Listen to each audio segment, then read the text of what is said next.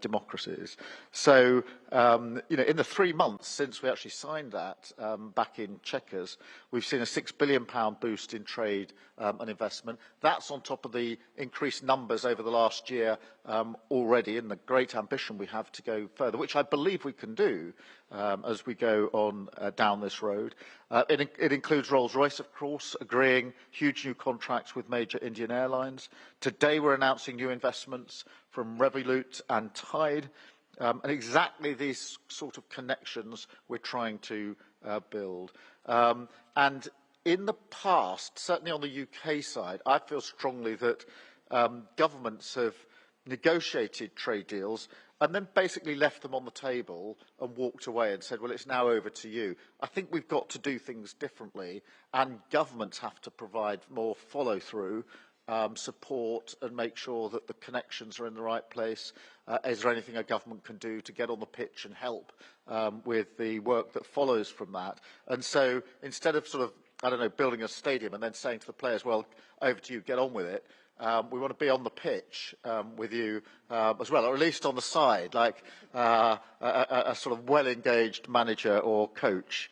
I would rather be on the pitch personally, but you know what I mean. We've got to follow this through. So taking a different approach, we want to be hands-on and make sure that this deal, the potential of this deal, really does deliver. And that's why this forum is really important, because I think this is the opportunity that we have by making sure this forum operates properly, to have both Prime Ministers here engaging with you, getting the feedback, and that requires us then to take that away in an active way and say, well, what more do we need to do then where there's any issues that can be disentangled? So we want to provide a direct channel for you. Tell us what we need to do to go further and faster to deliver the most from this deal. And I say further and faster.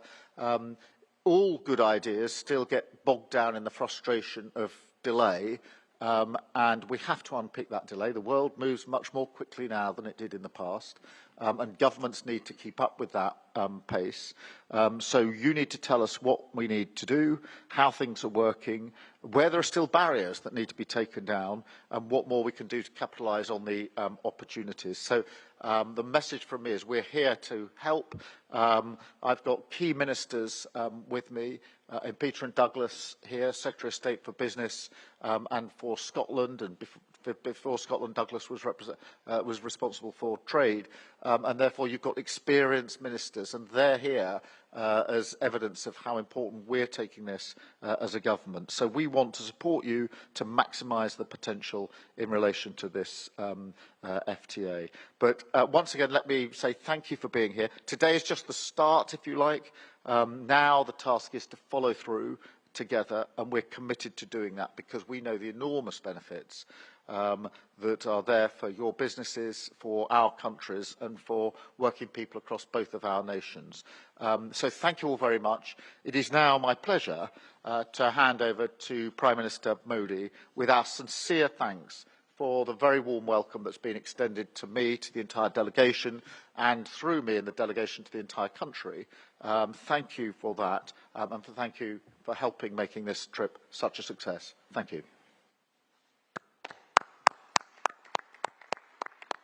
Your Excellency, Prime Minister Starmer, Bharat और UK के business leaders, नमस्कार।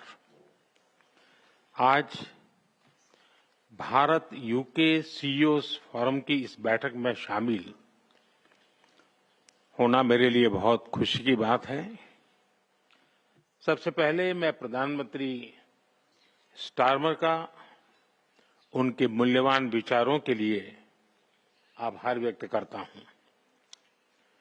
बीते वर्षों में आप सभी business leaders के निरंतर प्रयासों से ये forum Bharat UK strategic partnership के एक महत्वपूर्ण स्तंभ के रूप में उभरा है। अभी आपके विचारों को सुनकर मेरा विश्वास और गहरा हुआ है कि हम नेचुरल पार्टनर्स के रूप में और तेजी से आगे बढ़ेंगे। और इसके लिए मैं आप सबका अभिनंदन करता हूं।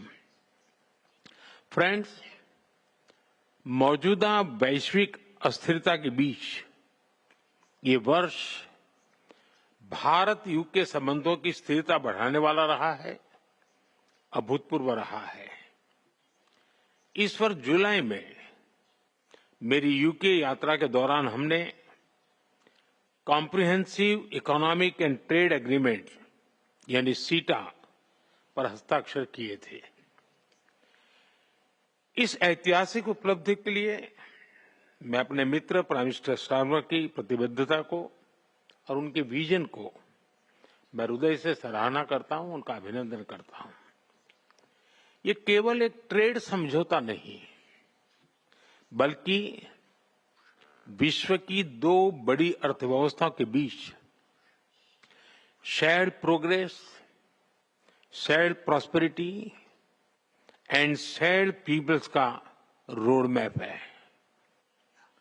मार्केट एक्सेस के साथ साथ ये समझौता दोनों देशों में एमएसएमईज को बल देगा।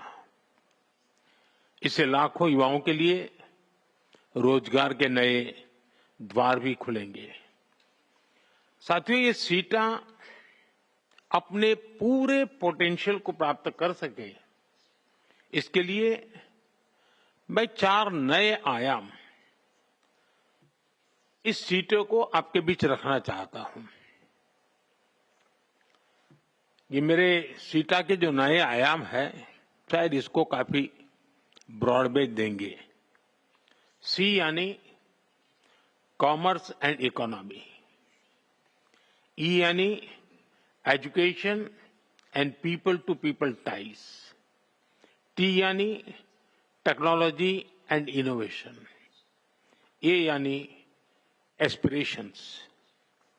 आज हमारा द्विपक्षीय व्यापार लगभग $56 बिलियन है। हमने 2030 तक इसे 2 गुना करने का लक्ष्य रखा है। मुझे विश्वास है कि ये लक्ष्य हम समय से पहले ही हासिल कर सकते हैं। साथियों, आज भारत में पॉलिसी स्टेबिलिटी, प्रिडिक्टेबल रेगुलेशंस और लार्ज स्केल डिमांड है। ऐसे में इंफ्रास्ट्रक्चर, फार्मा, एनर्जी, फाइनेंस सहित हर क्षेत्र में अभूतपूर्व अवसर मौजूद है। यह भी खुशी का विषय है कि यूके की 9 यूनिवर्सिटीज भारत में अपना कैंपस खोलने जा रही है। आने वाले समय में एकेडेमिया और इंडस्ट्री की साझेदारी हमारी इनोवेशन इकोनॉमी का सबसे बड़ा ड्राइविंग फोर्स बनेगी। साथियों, आज telecom, AI, biotech, quantum, semiconductor, cyber और स्पेस जैसे क्षेत्रों में हमारे बीच सहयोग की अनगिनत नई संभावनाएं बन रही हैं। डिफेंस के क्षेत्र में भी हम को डिजाइन और को प्रोडक्शन की ओर आगे बढ़ रहे हैं। अब समय है कि हम इन सभी संभावनाओं को कॉन्क्रीट सहयोग में बदलने पर तेज गति से काम करें। Critical minerals, rare earth, API जैसे स्ट्रेटेजिक सेक्टर्स में हमें स्ट्रक्चर्ड तरीके से आगे बढ़ना चाहिए। इससे हमारे संबंधों को एक फ्यूचरिस्टिक दिशा भी मिलेगी। साथियों, फिनटेक सेक्टर में आप सभी ने भारत के सामर्थ्य को देखा है। आज विश्व के लगभग 50% real time digital transaction Bharat में हो रहे हैं। फाइनेंशियल सर्विसेज में यूके का अनुभव और भारत का डीपीआई मिलकर पूरी मानवता का हित कर सकते हैं। साथियों, हमारे संबंधों को नई ऊंचाई देने के लिए प्राइम मिनिस्टर स्टारमर और मैंने विजन 2035 की घोषणा की थी। ये हमारी साझा महत्वाकांक्षाओं का ब्लूप्रिंट है। भारत और यूके जैसी ओपन डेमोक्रेटिक सोसाइटी के बीच कोई भी क्षेत्र ऐसा नहीं है जिसमें हम सहयोग बढ़ा न सके। भारत का टैलेंट और स्केल और यूके की R&D और एक्सपर्टीज, ये कॉम्बिनेशन बड़े परिणाम लाने की क्षमता रखता है। इन एस्पिरेशंस और एम्बिशन को टारगेटेड और टाइम बाउंड तरीके से पूरा करने में आपका सहयोग और समर्थन अति महत्वपूर्ण है। फ्रेंड्स, आप में से अधिकतर कंपनियां भारत में पहले से ही मौजूद है। आज भारत की अर्थव्यवस्था में व्यापक रूप से रिफॉर्म किए जा रहे हैं। कंप्लायंसेस को कम करते हुए ईज ऑफ डूइंग, उस पर बहुत फोकस किया जा रहा है। हाल ही में हमने जीएसटी रिफॉर्म्स की घोषणा की है। इससे हमारे मिडिल क्लास एमएसएमईज की ग्रोथ स्टोरी को नई ताकत मिलेगी और आप सभी के लिए भी संभावनाएं बढ़ेगी। साथियों, इंफ्रास्ट्रक्चर विकास हमारे लिए प्राथमिकता का विषय है। हम नेक्स्ट जनरेशन फिजिकल इंफ्रास्ट्रक्चर में इन्वेस्ट कर रहे हैं। 2030 तक 500 गीगावाट की रिन्यूएबल एनर्जी के लक्ष्य की ओर हम तेजी से अग्रसर है। मुझे बताते हुए खुशी हो रही है कि हम न्यूक्लियर पावर सेक्टर को प्राइवेट सेक्टर के लिए खोल रहे हैं और इन सभी से भारत यूके सहयोग को नई ऊंचाइयों पर ले जाने के अवसर बने हैं। मैं आपको भारत की इस विकास यात्रा में शामिल होने के लिए आमंत्रित करता हूं। मेरा विचार है कि क्या भारत और यूके के बिजनेस लीडर्स मिलकर कुछ ऐसे सेक्टर चुन सकते हैं जहां हम संयुक्त रूप से दुनिया में नंबर 1 बन सके। चाहे वो फिनटेक हो, ग्रीन हाइड्रोजन हो, सेमीकंडक्टर हो या स्टार्टअप्स हो, और भी कई क्षेत्र हो सकते हैं। Let India and the UK set global benchmarks together. एक बार फिर अपना कम कीमती समय निकालकर यहां आने के लिए आप सभी का बहुत बहुत धन्यवाद।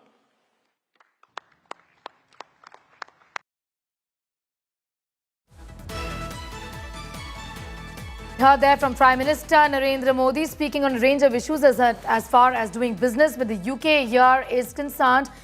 Big announcements made by the Prime Minister, and we'll take you through those details at this point in time. This is what the Prime Minister essentially said in detail about the kind of relief that is going to in fact be given as far as GST is concerned, talking about the cooperation, the economic cooperation essentially between both the nations.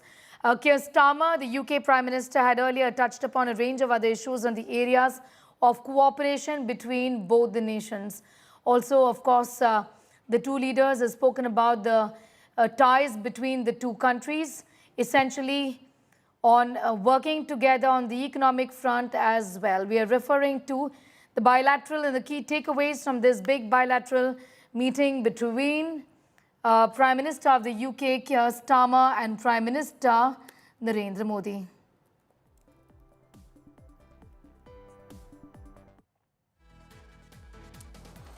India and UK are natural partners and share common beliefs, is what the Prime Minister has said. Remember, Keir Starmer is in India.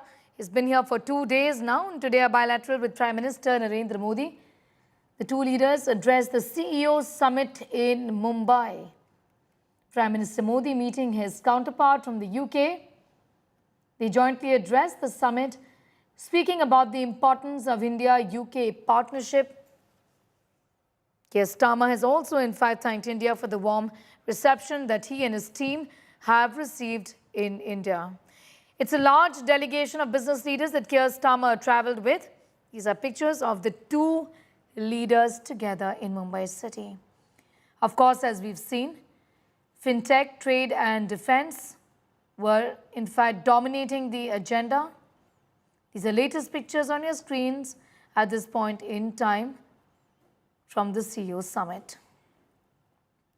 The both leaders addressed the CEO summit in Mumbai, discussing defence trade partnership between the two leaders. Prime Minister Modi has also made a series of announcements. Let's tell you about them. He spoke about 9 UK colleges opening their campuses in India as soon as what he touched upon. Starmer has also in fact spoken and finalized a trade agreement with the Prime Minister, saying this would bring huge benefits to both countries, essentially by boosting wages, raising living standards and bringing down prices for consumers. Both leaders have stressed upon the fact that they are natural partners. The growing ties stand as an important pillar of global stability, economic progress at a time the world is witnessing uncertainty. Prime Minister Modi said the historic India-UK Comprehensive Economic and Trade Agreement will reduce import costs between both the nations, create employment opportunities. He said India and UK are natural partners. He said the relationship is built on shared values of democracy, freedom and the rule of law. As far as cooperation in the defence sector is concerned, UK has signed £350 million deal to supply India with missiles. This, of course, is a part of deepening weapons and defence partnership between the two countries. The announcement came as the British Prime Minister was, in fact, here in his 2-day visit that we are referring to, pictures on your screen, with that interaction with CEOs in Mumbai. The leaders hailed the potential of the commercial links from their months-old trade deal as well. Also, in fact, Keir Starmer spoke about the fact that we want to see India taking its rightful place in the UN Security Council, something that has been said in the past as well, given that India has been keen to join the elite club. 9 UK universities to open in India, says Prime Minister, as a part of the announcements that he made, stressing upon the ties being crucial for stability between both the nations. And natural partners is what Prime Minister Modi said. Pictures on your screen at this point in time are from the CEO summit in Mumbai city. The Prime Minister of United Kingdom, हम सबके लिए अत्यंत गर्व की बात है कि भारत की यशस्वी प्रधानमंत्री श्री नरेंद्र मोदी जी आज हमारे बीच में उपस्थित है। आज हमारे बीच में भारतीय रिजर्व बैंक के गवर्नर श्री संजय मल्होत्रा जी और ग्लोबल फिनटेक फेस्टिवल के चेयरमैन श्री कृष गोपाल कृष्णन जी भी मंच पर उपस्थित है। We request Shri Gopal Krishnan ji to welcome by presenting a shawl to UK Prime Minister, the Right Honourable Sir Keir Starmer.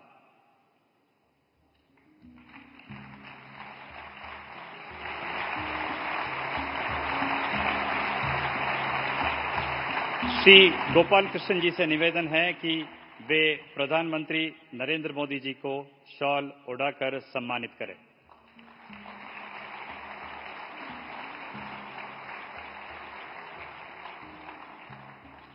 To set the stage rolling, we invite Shri Krish Gopal Krishnan sir to give his welcome speech.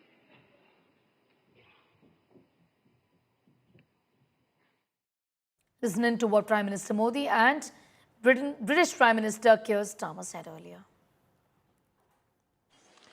इस वर्ष जुलाई में मेरी UK यात्रा के दौरान हमने comprehensive economic and trade agreement यानी सीटा पर हस्ताक्षर किए थे। इस ऐतिहासिक उपलब्धि के लिए मैं अपने मित्र प्राइम मिनिस्टर स्टारमर की प्रतिबद्धता को और उनके विजन को मैं हृदय से सराहना करता हूं, उनका अभिनंदन करता हूं। ये केवल एक ट्रेड समझौता नहीं, बल्कि विश्व की दो बड़ी अर्थव्यवस्थाओं के बीच shared progress, shared prosperity and shared peoples का रोड मैप है।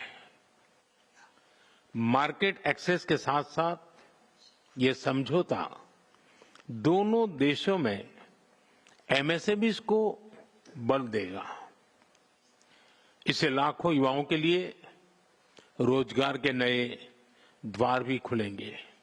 बीते वर्षों में आप सभी बिजनेस लीडर्स के निरंतर प्रयासों से ये forum Bharat UK strategic partnership के एक महत्वपूर्ण स्तंभ के रूप में उभरा है। अभी आपके विचारों को सुनकर मेरा विश्वास और गहरा हुआ है कि हम नेचुरल पार्टनर्स के रूप में और तेजी से आगे बढ़ेंगे और इसके लिए मैं आप सबका अभिनंदन करता हूं। फ्रेंड्स, मौजूदा वैश्विक अस्थिरता के बीच ये वर्ष भारत यूके संबंधों की स्थिरता बढ़ाने वाला रहा है, अभूतपूर्व रहा है।